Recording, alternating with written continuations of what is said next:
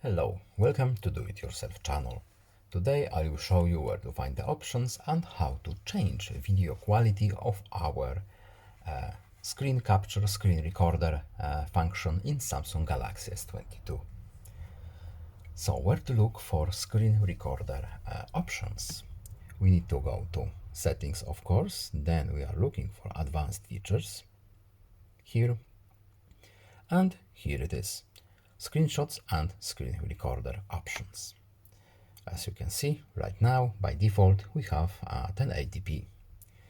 To change it, we simply tap this menu and we can now choose the quality of our screen recorder. Back out, no need to save. That's it. I hope this video was helpful to you. Please leave a like and subscribe. Have a nice day and see you in the next video. Goodbye.